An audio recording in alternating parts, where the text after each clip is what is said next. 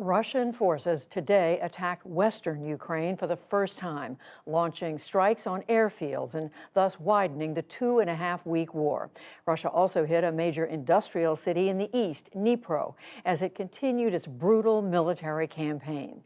Also today, President Biden and other leaders of the so-called G7 nations revoked Russia's most favored nation trade status, which will allow for higher tariffs on Russian exports.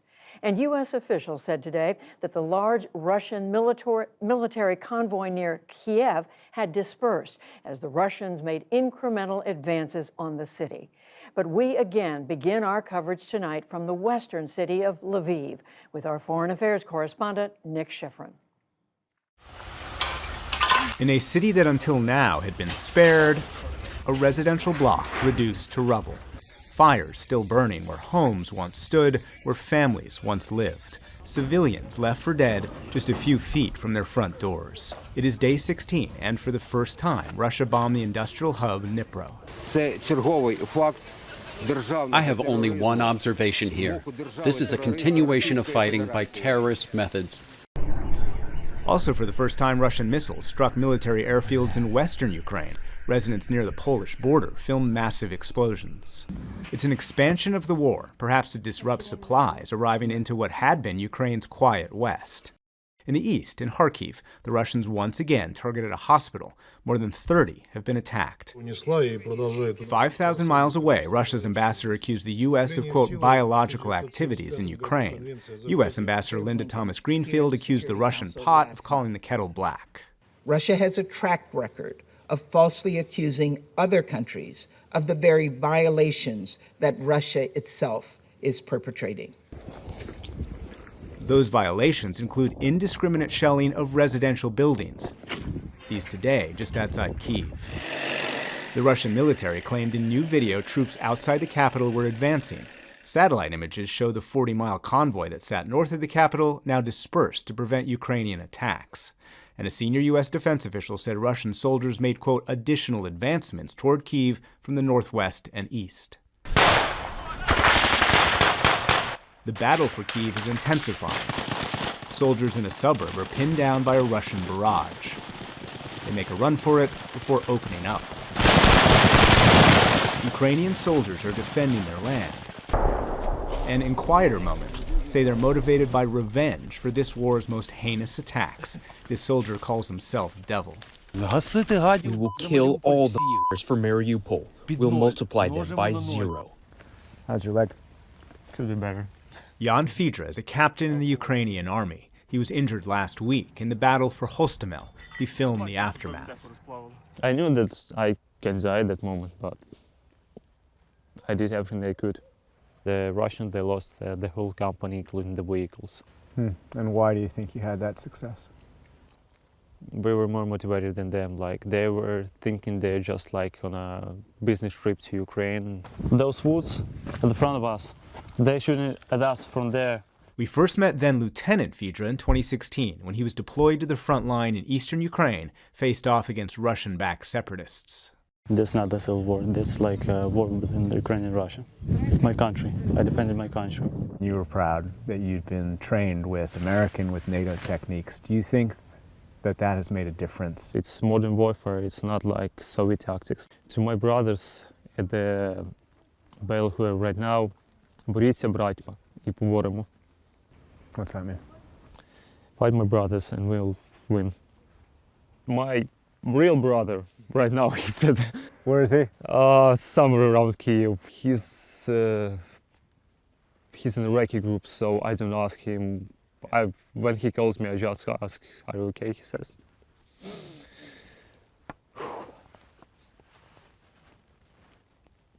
He says he's okay. That like hard, like I was worried about my brother. He'll be fine. Give me a second. When you invade peaceful country, peaceful cities, and you're not defending life, you're killing life. You're not defending humanity, you're destroying the things that are most human. Andriy Zelensky is the Greek Catholic Church's chief chaplain. He's seen more war than most soldiers. He spent 3 years on the front lines in eastern Ukraine, where he blessed and lost dozens of friends in battle. When you have friends, when you have close people around you, when they leave, they take a part of you with them. And when many of them begin to leave, so there appears a certain void in you, certain emptiness. Above us, doves for soldiers killed since 2014. It's called the St. Peter and Paul Garrison Church. It celebrates the thousands of Ukrainian soldiers who have died since Russia's initial invasion. War is chaos. It's also a dimension where human beings live, which means they have their dreams. There are examples when people get married in the battlefield. They have their hopes for the future. The mission of the military chaplain is to preserve humanity. And this is not an abstract thing. It's realized in our capacity to choose good, in our capacity to seek truth, and in our human capacity to contemplate beauty. A person who was accompanying me in one of the hottest spots of Donbass in 2016, actually I baptized him years before, we used to stop and to contemplate either the sunset or the sunrise. Later on he became a hero of Ukraine, and sad because he was killed last week. In 2016, Valeria Chibanayev won the Order of the Gold Star, Ukraine's highest military honor. He died last week in the same battle for Hostomel, where Captain Fidra fought. This week, the church held funerals for 5 soldiers killed in the current invasion. And what do you say to the families of the soldiers who've been killed in the last 2 weeks? Hope. Hope that everything was not in vain. That freedom and dignity are not mere words. These are cornerstones of our Ukrainian destiny. And do you think the scars that you were just describing will heal? The scars require time. Nothing heals itself. My life is in my hands, and my country is there as well. So our scars are in our hands as well. We can treat them. You can heal your scars, but you can heal the scars of your neighbor, and he can heal your scars, because only humanity can afford this gift of healing somebody else's wounds. Father Zelensky says his job is to, quote, lean heaven toward the soldiers. And to do that, he has to help them maintain their humanity, as we just heard him talking about, in the chaos of war. But maintaining humanity also requires experiencing pain.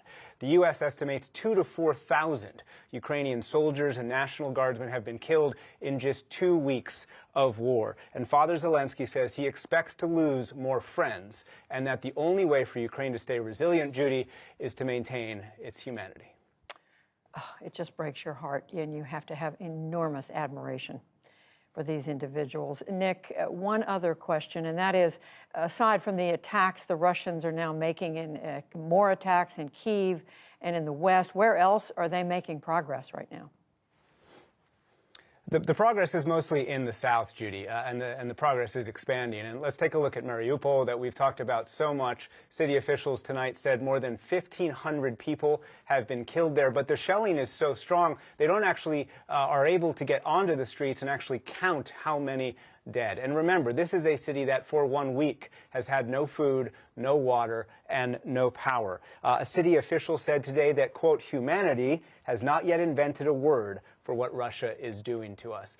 Over to the west, in Mykolaiv, that is a strategic port city. Tonight, the Russian forces opened fire after a few days of quiet. They've been trying to seize that city for weeks. It's strategic because it is the last urban area that Russia needs to seize before they can reach Odessa, but Ukrainian forces have put up stiff resistance and have held that Russian offensive on the city off for a couple weeks. And Judy, for 2 weeks now, we have seen, of course, so much fear among Ukrainians who are fleeing the Russian fighting, but we've also seen fearlessness, including among the Ukrainian soldiers defending these cities and the people who support them. Nick Schifrin, and we have to thank you, Nick, for day after day of extraordinary reporting in Ukraine. Thank you.